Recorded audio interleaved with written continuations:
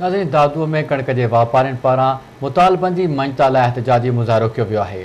इन हवाले सां असां वीडियो लिंक ते मौजूद आहे आवाज़ न्यूज़ जो रिपोर्टर तारिक लिगारी जी। तारिक, अजी खुराक खाते पारां दादू ज़िले के मुख़्तलिफ़ शहरन खां कणिक कराची मोकिलींदड़ वापारियुनि जूं 15 खां वधीक कणिक जूं ट्रकूं जेके आहिनि उहे तहवील में वठंदे रोकियूं विया आहिनि। उन ख़िलाफ़ वापारी जेके आहिनि उहे सरापा एहतजाज आहिनि। हिते मौजूद वापारियुनि सां ॻाल्हाईंदासीं त उन्हनि जो छा चवणु आहे। सिंध गवर्नमेंट जो कल ऐलान किया त जेके कणिक आहे उहो पूरी सिंध जे ज़िले सूबे खां ॿाहिरि न वञी सूबा बंदि कई वञे।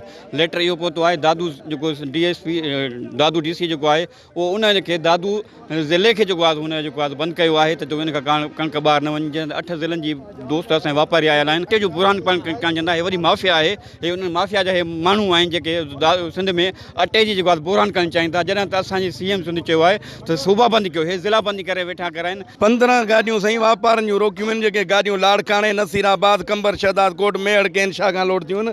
हीअ नायल DC दादू आहे जेको CM साहब ते ब्लेम थो पियो हणे त मां CM साहब जे हुकुम एतिरो CM साहब वांदो कोन्हे जो दादूअ जे वापार जूं 15 गाॾियूं रोके ऐं ताज पाईंदो। हीअ एॾी प्रोपेगेंडा वेठो करे CM सिंध जे लाइ।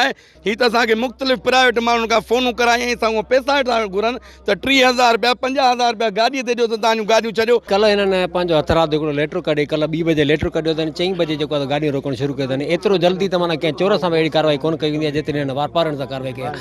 हे रुॻो ब्लैकमेलिंग आहे। हिननि जी पंहिंजी दुकानदारी शुरू कई आहे। हिननि माल लाहे असांजा हिन महिल ताईं तव्हां फूड डिपार्टमेंट खां पुछा कयो त तव्हांखे हिन फार्मर खां हिकिड़ी बोरी बि ॾिनी आहे। हिननि खे सभु जो सभु माल जेको ॾिनो आहे उहो असां वापारनि ॾिनो आहे। उनजे बावजूद बि असां वापारनि सां अहिड़ी हालत कई थी वञे पई, असांजी गाॾियूं रोके असांखे परेशान कयो थो वञे। कणिक जे वापारियुनि एहतजाज कंदे सिंध जे वॾे वज़ीर खां मुतालबो कयो आहे त दादू अंदरि जेका ज़िला बंदिश लॻाई वई आहे उहा ख़तमु कई वञे त जीअं वापारी कणिक जी सप्लाई कराची में करे सघनि त जीअं अटे जो बुरान पैदा न थिए।